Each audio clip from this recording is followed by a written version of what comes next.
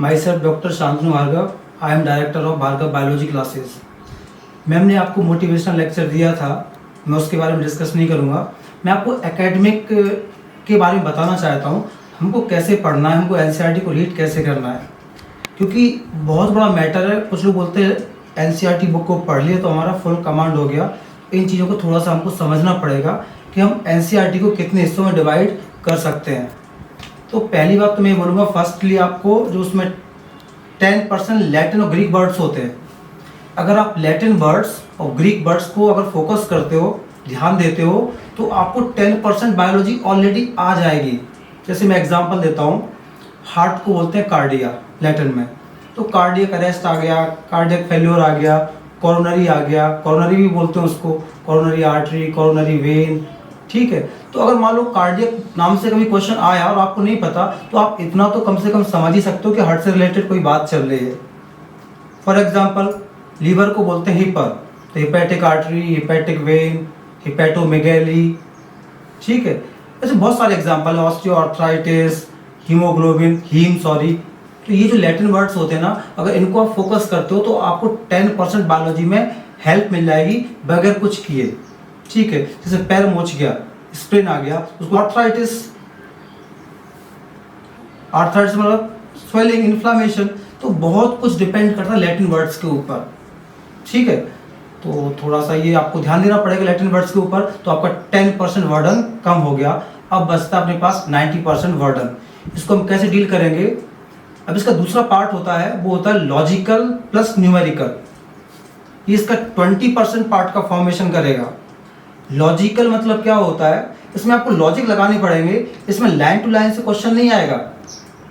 आपको लगेगा ये आउट ऑफ एनसीईआरटी आ गया, लेकिन उसमें क्या रहेगा, आपको लॉजिक लगाना पड़ेगा। आपके पास कुछ फॉर्मूले भी रहेंगे कि आप ऐसा करोगे तो ऐसा आएगा। जेनेटिक्स में न्यूमेरिकल भी आते हैं, फॉर्मूले याद करेंगे। अगर इस कॉन्सेप्ट को आप फॉलो करोगे, लॉजिकल और ये इसको न्यूमेरिकल वाले को, तो ये लगभग आपका, मुझे लगता है 20% पार्ट को कवर करेगा। जैसे उन्होंने कहा 100 ml ब्लड 20 ml O2 को ट्रांसपोर्ट करता है और बॉडी को अवेलेबल कितना होता है 5 ml। अब वो 100 की जगह 200 ml ब्लड पूछेगा तो आप बोलोगे तो ये एनसीईआरटी में लिखा ही नहीं है। तो ये सब चीज़ें आपको लॉजिकल करना है, न्यूमेरिकल्स क्रिएट किए जाते हैं। ऐसा जरूरी नहीं है कि जो न्यूमेरिकल लास्ट टाइम आया था सेम का सेम आपको वापस मिल जाए। तो अगर आप ऐसे पढ़ोगे तो आपको 20% सपोर्ट यहाँ से भी मिल जाएगा, जिसको मैं बोल रहा हूँ लॉजिकल प्लस न्यूमेरिकल्स। ये चीज़ को हम कैसे करेंगे? ये चीज़ सिर्फ प्रैक्टिस से होती है। न्यूमेरिकल्स आपको मिलेंगे, आप प्रैक्टिस करोगे और मज़े भी आते हैं। मतलब जब भी आप बोर हो ना, प्रैक्टिस करो, बहुत मज़े आते हैं। क्वेश्चंस आपको टीचर देगा, प्रोवाइड करेगा, बुक्स में भी आते हैं, ठीक है। आप नेट से सर्च करके ले सकते हो। तो ये अपना सेकेंड पार्ट हो गया, लॉजिकल पार्ट, न्यूमेरिकल। तीसरी हम बात करते हैं जो 30% पार्ट है, ये मेमोरी बेस्ड है। इसको आपको मेमोराइज करना पड़ेगा, इसको आपको लर्न करना पड़ेगा कि इसमें वैल्यूज रहती हैं। मान के चलो हार्ट का साइज जो भी है तो आपको याद ही करना पड़ेगा। लिवर की पोजीशन कहाँ पर है आपको याद करना पड़ेगा। किसी चीज़ का शेप कैसा है ये आपको याद करना पड़ेगा। ऐसे कई सारे एग्जाम्पल्स भी हैं। तो इन टोटल 30% पार्ट आपका हो जाएगा मेमोरी बेस्ड, जिसको आपको लर्न करना पड़ेगा। ऐसा कर करके अभी तक टोटल हो गया अपना 60% पार्ट। अब बचा 40% पार्ट, ये पूरा होता है कंसेप्ट बेसिस।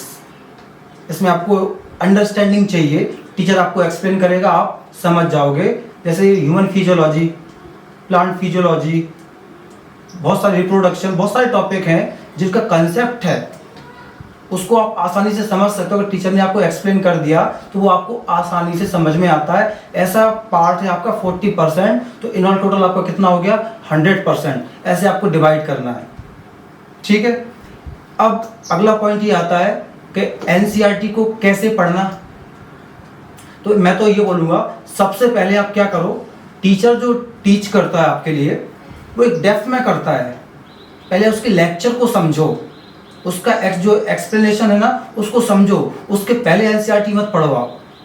पहले टीचर को ज्वाइन करो, उसको समझो वो क्या बोलना चाह रहा है। वो आपको एक कॉन्सेप्ट देगा, आपको अच्छे से समझाएगा, एनसीईआरटी की चीज़ों को एक्सप्लेन करेगा। जब आप चीज़ों को समझ जाओगे उसके बाद आप एनसीईआरटी की थॉरो रीडिंग करना। फिर आपको लगेगा कि एनसीईआरटी तो बहुत आसान है, इसमें जो कुछ लिखा है वो सर ने हमको ऑलरेडी एक्सप्लेन कर दिया है। फिर भी आपको जो वर्ड लगता है नहीं आता, जो सेंटेंस आपको लगता है कि टफ है, मुझसे नहीं हो पा रहा है, उसको अंडरलाइन करते जाओ, अपने टीचर से पूछो। टीचर का लेक्चर आपने अच्छे से समझ लिया, उस टॉपिक का, चैप्टर का, आपने एनसीईआरटी से वो चैप्टर पढ़ लिया अच्छे से। इसके बाद आता नंबर एमसीक्यू सॉल्व करने का। तो जब भी एमसीक्यू जाएंगे 100 में से आपको 80% सॉल्व हो जाएंगे, वो 20% थोड़े से टफ होते हैं, वही सिलेक्शन को डिसाइड करते हैं आज के टाइम में। तो आपसे 80% बनते मतलब आपका अच्छा चल रहा है। अब जो 20% है उसमें से 2-3% कुछ बहुत ही अननेसेसरी होते हैं, उनको आप लेफ्ट कर सकते हो, छोड़ सकते हो, लेकिन जो 18% तक है वो क्वेश्चन आपको सॉल्व करना चाहिए, अपने टीचर से पूछना चाहिए और टीचर को भी बच्चों की हेल्प करना चाहिए। ऐसा करने से क्या होगा, आपका जो रीच है, जो कमांड है, वो आपकी 360 तक पहुंचने लगेगी। ठीक है। अगला होता है अपना हॉबी या इंटरेस्ट। सोचो, अगर आपको क्रिकेट खेलने का शौक है और आप बहुत आलसी हो, मैं अपनी लाइफ की बात कर रहा हूँ, मैं बहुत सोता था, पापा बहुत डांटते थे, लेकिन जब क्रिकेट खेलने का टाइम आता था ना गर्मियों में, 6 बजे उठ के ग्राउंड में भूखे पेट पहुंच जाता था। ये होता है अपना इंटरेस्ट, हॉबी। तो बायो को अपनी हॉबी बनाओ।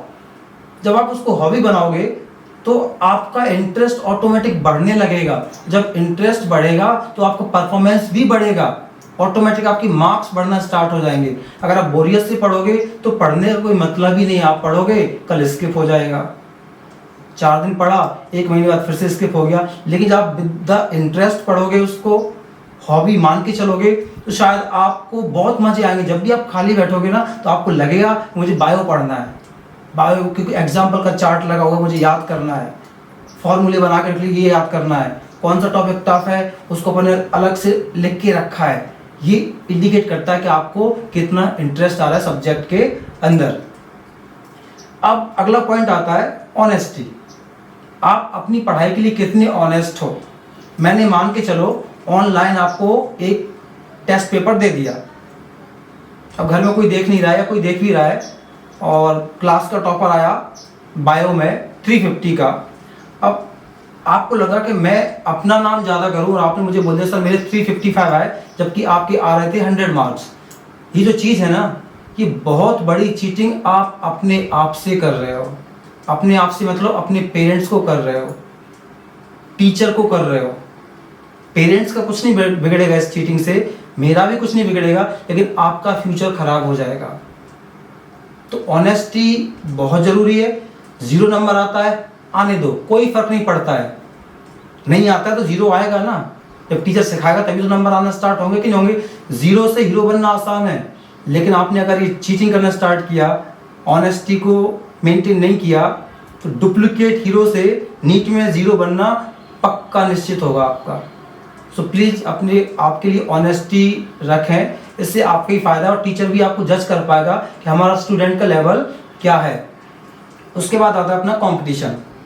कंपटीशन कैसा है, ऐसा नहीं कि उसको पकड़ के गिरा देना है, उसकी साइकिल पंक्चर कर देना है, उसको बोल देना है कि आज की छुट्टी है, ये वाला कंपटीशन है। हेल्दी कंपटीशन होना, हमें किसी की टांग खींचकर गिरा के बाहर आगे नहीं बढ़ना है,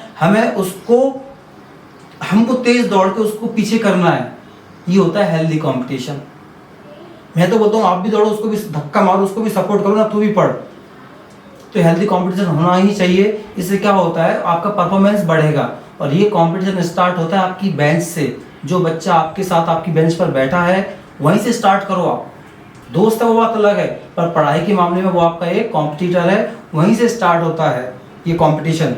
इसके बाद पूरे क्लासरूम से आपका कंपटीशन होगा, फिर पूरी सिटी के साथ कंपटीशन होगा, फिर पूरे स्टेट के साथ आपका कंपटीशन होगा, फिर पूरी इंडिया में आपका कंपटीशन होगा। तो ऑनेस्ट रहोगे तो ये कंपटीशन में आपका परफॉर्मेंस बढ़ता जाएगा और आप अपने आप को नेशनल लेवल पर रिप्रेजेंट कर पाओगे।